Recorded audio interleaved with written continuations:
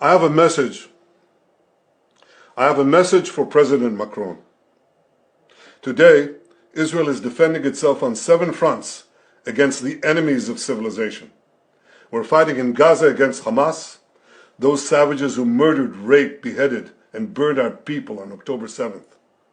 We're fighting in Lebanon against Hezbollah, the most heavily armed terror organization in the world, which was planning an even greater massacre than October 7th on our northern border, and that has rocketed Israeli towns and cities for nearly a year. We're fighting against the Houthis in Yemen and the Shiite militias in Iraq and Syria that together have launched hundreds of drones and missile attacks against Israel. We're fighting against terrorists in Judea and Samaria who are trying to murder civilians in the heart of our cities.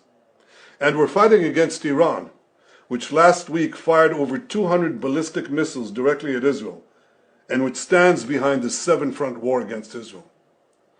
As Israel fights the forces of barbarism led by Iran, all civilized countries should be standing firmly by Israel's side. Yet President Macron and some other Western leaders are now calling for an arms embargo against Israel.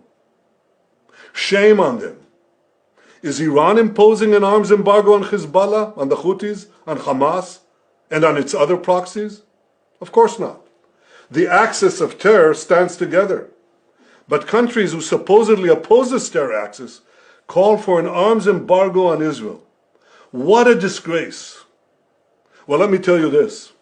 Israel will win with or without their support. But their shame will continue long after the war is won.